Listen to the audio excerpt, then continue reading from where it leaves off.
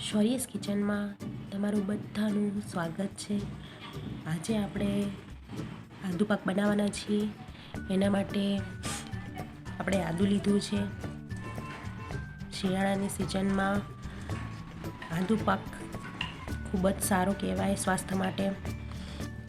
અહીંયા મેં જે આદુ લીધું છે તે 650 ગ્રામ જેટલું છે. હવે આપણે આ આદુને છીણી લઈએ.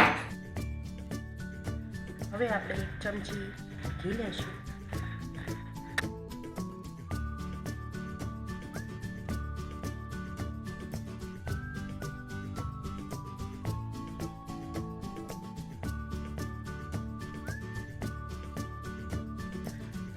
હવે આપણે એની અંદર કાજુના ટુકડા એડ કરીશું.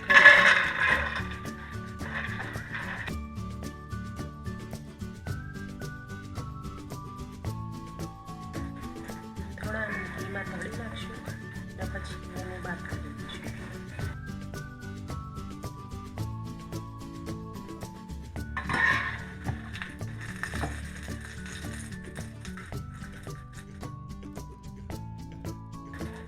હવે આ તળાઈ ગયા છે. આને અલગથી એક વાટકીમાં આપણે કાઢી લઈશું.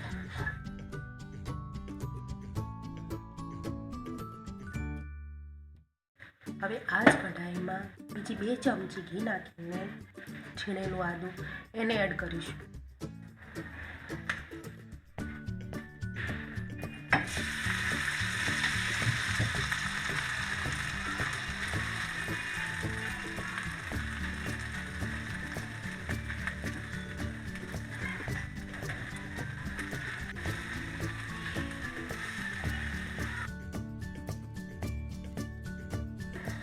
હવે આપણે આને શેકીશું જ્યાં સુધી આનો કલર ના બદલાય ત્યાં સુધી.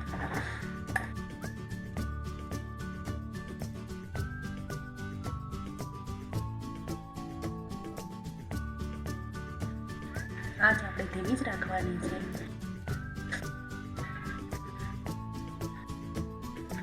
ધીમે ધીમે શેકાશે એટલે એની સુવાસ પણ સરસ આવશે અને એનો કલર પણ ચેન્જ થઈ જશે.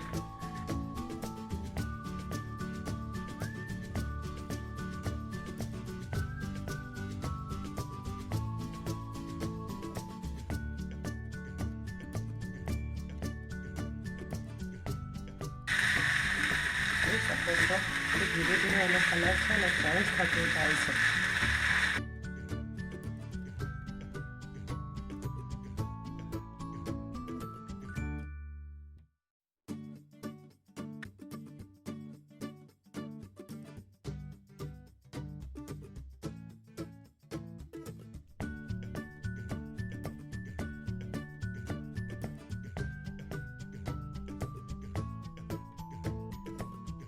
એટલે જેટલું તમે આને શેકશો ને એટલું જ તમારું આદુ પાક એટલું ટેસ્ટી બનશે.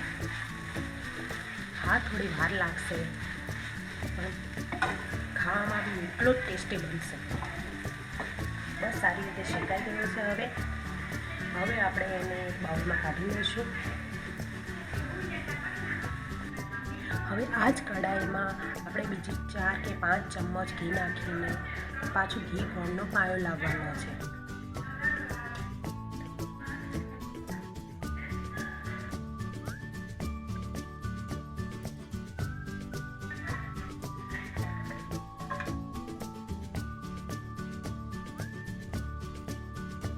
ગોળ અહીંયા મેં 800 ગ્રામ જેવો લીધો છે.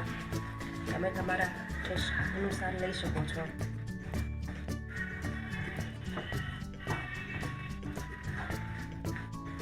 કેમ કે આદુની તીખાશ છે ને એ પ્રમાણે આપણે થોડો ગોળ બી જોઈશે જ આની અંદર.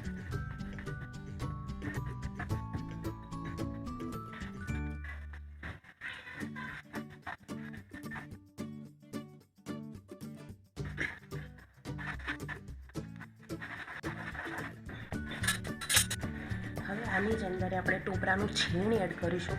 આ ટોપરું મેં આપણે જે માર્કેટમાં દુકાનમાં મળે છે એ નથી લીધું, મેં ઘરે જ છીણેલું છે. એટલે તમે બી આ જ યુઝ કરજો કેમ કે આનાથી જ આદુ પાકનો ટેસ્ટ એકદમ બેસ્ટ આવશે.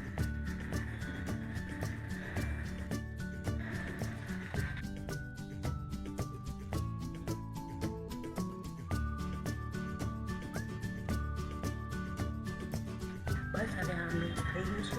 ટોપરાનું છીણ મેં અહીંયા લીધું હતું 300 ગ્રામ અને અહીંયા માવો હું લઉં છું 400 ગ્રામ.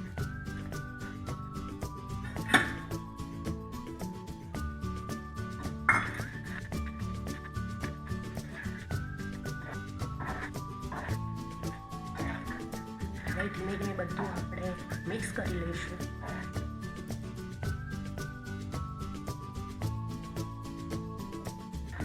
કોપરું છે, માવો છે, ઘી, ગોળ બધું એકરસ થઈ ગયું છે.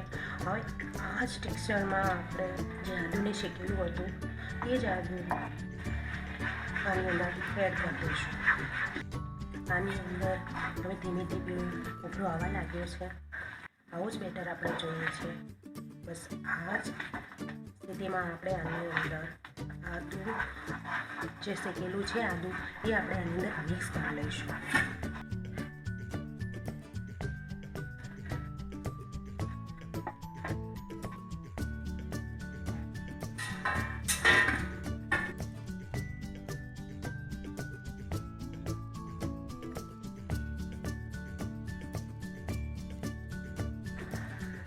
જોઈ શકો છો કે ધીમે ધીમે હવે આ ઘટ થવા લાગ્યું છે.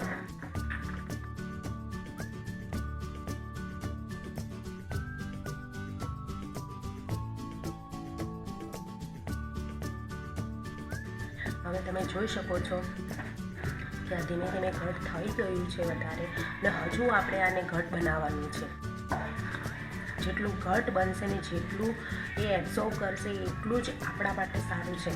કેમ કે એટલું જ લાંબા ગાળા સુધી આ આદુ પાક આપણો રહેશે, જેથી ખાવામાં બી ટેસ્ટી લાગશે ને લાંબા ગાળા સુધી રહી પણ શકશે. આ આદુ પાક નાના મોટા સૌ બી ખાઈ શકો છો.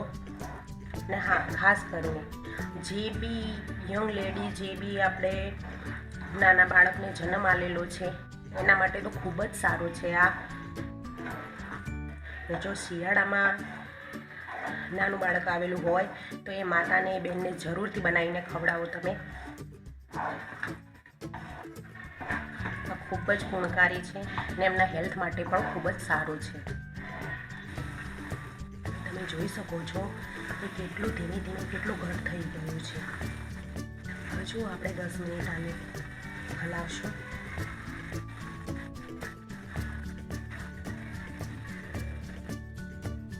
હવે આપણે આની અંદર નાખશું કાજુને અધકચરા કૂટી લીધેલા છે એ નાખીશું. થોડી દ્રાક્ષ નાખશું.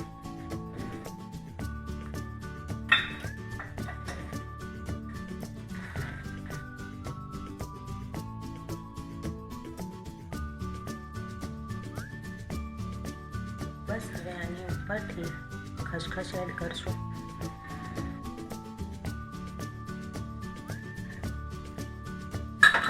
ખસખસ એડ કરવાથી અને ટોપરાનું જે છીણ નાખ્યું છે એ જ્યારે આપણે ખાશું ને મોઢામાં આવશે ત્યારે એકદમ અલગ જ ટેસ્ટ લાગશે.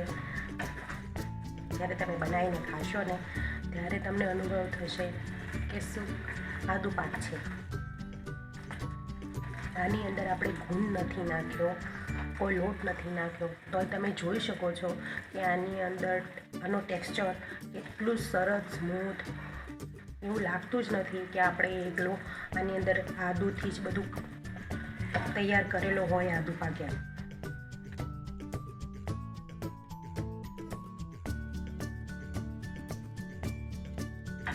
હવે આ સર્વ કરવા માટે તૈયાર છે. ચાલો તો હવે આને સર્વ કરી લઈએ. પણ હા, જો તમે પણ આદુ પાક બનાવતા હો, કઈ રીતે બનાવો છો, શું એની ટિપ્સ છે, શું છે, કઈ રીતે બનાવો છો, કોને શીખવાડ્યું તમને, એ બધું મારી જોડે શેર કરો.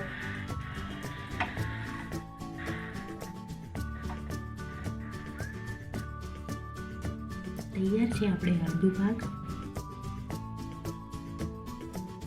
કેટલો સ્વાદિષ્ટ ને કેટલો સરસ લાગ્યો છે આપણો આદુ પાક, તમે જોઈ શકો છો. તો તમે પણ આ રેસીપી ટ્રાય કરો, શેર કરો અને લાઈક અને સબસ્ક્રાઈબ કરવાનું બિલકુલ ના ભૂલશો. અને તમારા અનુભવ મારા સોરિયસ કિચન પર જરૂરથી શેર કરો.